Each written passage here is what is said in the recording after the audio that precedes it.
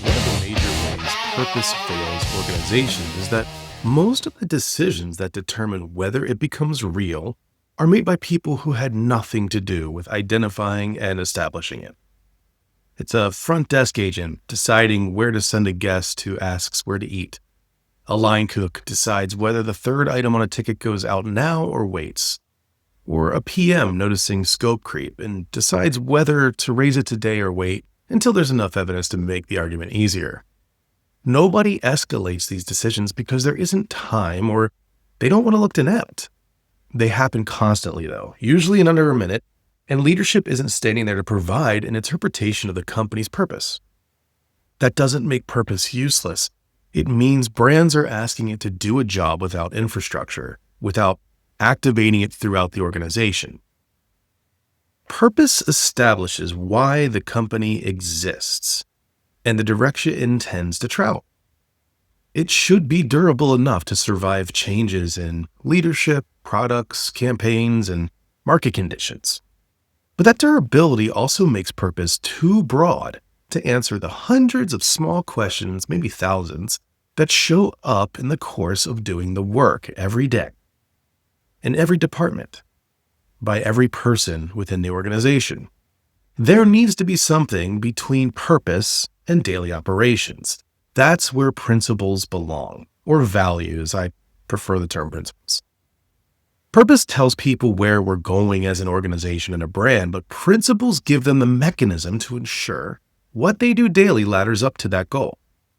Principles turn belief into behavior. A principle isn't an adjective like integrity, honesty, and respect. That may describe the kind of people you want working for you, but they don't provide much instruction as singular words. When two reasonable choices are sitting in front of someone, integrity rarely tells them which one to choose. Principles aren't personality traits either, so fun, engaging, bold, irreverent, warm, those belong in the personality layer of a brand, and they shape language, design, service style, and the overall character of the experience. Very important, but very different. A principle should guide action. For instance, at 3Al, one of ours is throw solutions before you throw stones. Another is keep your nerdy glasses rose-colored. Throw solutions before stones works because it gives us, or someone who just started, a usable instruction. You can point out what's broken, but you're expected to bring some thinking about how it might be fixed. That changes a stand-up meeting. It changes a client meeting. It changes what gets typed into Slack late at night when something has gone sideways. The principle doesn't ask to be positive. It tells us how to behave when we encounter a problem. A purpose can say what an organization believes for 20 years, but principle has to be useful every day, on a Tuesday morning, in the evening, anytime. So how many principles should be identified in action? I think you get 3, because if you do any more than that, you've made it impossible to remember.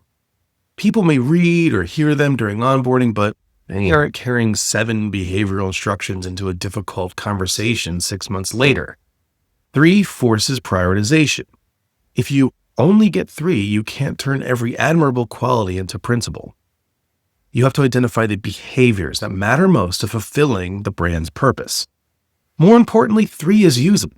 Someone can actually remember 3 things while doing their job, which is where all of this has to live if it's going to matter and have an impact. The point isn't to describe your culture comprehensively. The point is to give people a small set of instructions that improve decisions when nobody is there to tell them what to do. How do you test if it's an actionable principle? I use 3 tests for determining whether something deserves to be called a principle and if it's actionable. The first one is it has to override a default. Every organization develops default behaviors. Some come from the industry. Some come from incentives. Some come from whatever is easiest when people are busy and no one's looking. A useful principle recognizes one of those defaults and deliberately replaces it. Without throw solutions before stones, criticism is the easier behavior. Finding the flaw takes less work than finding the solution, or at least positing. So the principle is the expectation. Critique is welcome, but it comes with responsibility. Another example is a well-known Ritz-Carlton situation for the same reason. Employees have historically been empowered to spend up to $2,000 per guest to solve a problem without seeking approval. The interesting part isn't really that number of $2,000, it's the permission structure. The normal service industry reflex is to find a manager. Ritz-Carlton created a rule that tells employees not to follow that reflex when taking care of a guest. The second way to frame this is following it has to require something of you, something. This is where cost belongs, but cost doesn't necessarily mean money. A principle may cost time, convenience, margin, speed, an opportunity, a client, a menu item everybody loved, the ability to avoid an uncomfortable conversation. If the principle only applies when it's convenient, it isn't guiding anything. It's simply describing what the organization prefers to do when nothing important is at stake. The sacrifice is evidence that the principle is actually capable of changing decisions.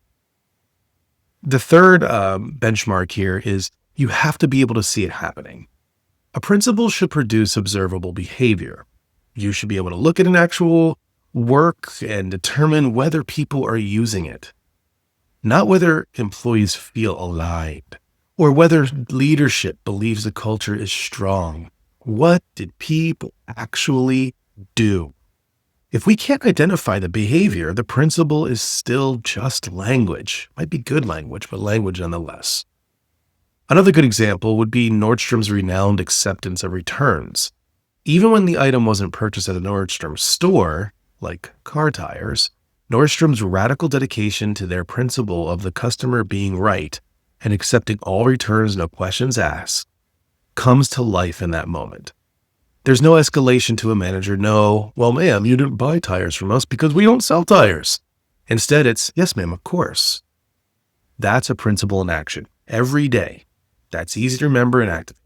It also ladders perfectly up to the brand's purpose. So how do you excavate principles for your brand? The easiest way to write principles is to stop asking, what do we believe? You already answered that question when you wrote the purpose. Instead, you need to ask, if we actually meant this purpose, what would people have to do differently here? Take Hotel Indigo's purpose, to illuminate the stories of neighborhoods we inhabit. Now the work begins. What would a front desk agent have to do differently because that sentence exists? Well, one of the principles could be send them out the door.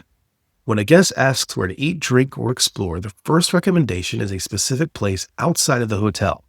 Not that there are some good restaurants nearby. Give them a name. Tell them why they should go. Include a story or an anecdote. That behavior makes the purpose tangible. It can also be observed. Sample front desk interactions and see how often employees offered a named neighborhood recommendation and a story to go along with it. Another principle for Hotel Indigo could be name the street, not the city. If the purpose is about neighborhoods, generic city language isn't good enough. Copy, programming, signage, and staff recommendations should get down to the level of blocks, streets, landmarks, cultures, people, and stories. Now marketing has an instruction it can use while writing a landing page or doing a post on social media. Operations has one while programming an event. The front desk has one while talking to a guest. A third principle might be ask the block before you ask the brand. Before a property makes a programming, menu, or design decision involves someone local. That might be a business owner, artist, chef, historian, or neighbor. Now the principle has traveled all the way from an abstract statement to the way actual work and decisions get made. Consider Patagonia. We're in business to save our home planet. That is a huge purpose. But one principle might be fix it before you sell it. When something can reasonably be repaired, repair comes the first option. Now an employee standing in front of a customer has guidance. The purpose has given birth to a behavior. Another might be name the enemy. If a company believes something is causing environmental harm, say what it is instead of hiding behind generic sustainability language. A third principle could be publish the ugly number. If you make an environmental claim, publish the number that makes you look least flattering on the same subject. Again, the point isn't whether these should be literally Patagonia's principles. This is the exercise. We're taking purpose and asking what people would have to do because of it, to uplift it, to bolster it. Now, take a burrito brand I've used in my book, The Bullhearted Brand, with the purpose to make my family's food and flavors accessible and convenient so no one goes hungry. What does that require? Well, maybe price the third visit. Instead of evaluating every menu decision around maximum check average, ask whether the guest could reasonably afford to eat here several times a week. Suddenly, accessible has consequences for pricing. Feed first, sort it after. If someone can't pay, an employee can feed them without finding a manager first. No one goes hungry has now become an instruction instead of an aspiration. 2 minutes or it doesn't ship could be a third principle. If convenience is part of the purpose, then ticket time has to influence menu development. An item that consistently destroys throughput doesn't belong simply because everybody loves it. So those are 3 principles projected for a fake brand, of course, but 3 decisions and 3 ways the purpose can show up in the restaurant when the founder isn't there. You have to measure behavior, not belief. Once principles are actionable, they become measurable almost automatically. You don't need an employee survey asking whether people feel connected to the purpose. Just look at the work. How often did the hotel send someone to a neighborhood business? How many products were repaired instead of replaced? How many menu items were rejected because they violated the ticket time threshold? Measure the behavior. I'd also resist the temptation to build some giant principles dashboard. Sampling is probably more useful here. Review 30 interactions, audit a handful of projects, pool a month of operational decisions, and just look for the evidence. I think that's going to be a lot easier. You're trying to answer a fairly simple question. Are people using the brand principles to make decisions? Are our principles actionable? And there's another question worth asking in every quarterly review. What decision changed because one of our principles? If everyone struggles to answer, that's a useful information point. Either the principle is poorly written, poorly understood, or just unnecessary. So the final takeaway here is start with the decision, not the words. If you want to make your purpose actionable, don't start by trying to write 3 clever one-liners. Start with the decisions and what you need to change. Find a decision your team got wrong in the last month. Nothing catastrophic, just something that came out sideways. Ask what default behavior could have produced it. Then ask what short instruction could have changed the decision while it was still being made. Do it again, and then again, and then again. Eventually, you're going to drill down. You'll start seeing the handful of behaviors that matter most. Those become candidates for principles. Then you take them back to the purpose and ask the question that really matters here. If people followed these principles every day, would our purpose become truer, more believable, more authentic? If the answer is yes, you're getting somewhere. Because purpose was never supposed to just live on a wall or be quippy and cute. It's supposed to make its way throughout the entire organization so that eventually patrons and partners and other stakeholders in the brand feel it. Principles are how that happens. As always, thanks for tuning in. Hopefully this was great information and gets your wheels turning on how you can develop values or principles for a brand that you're working on or your own brand, because it's really, really, really critical.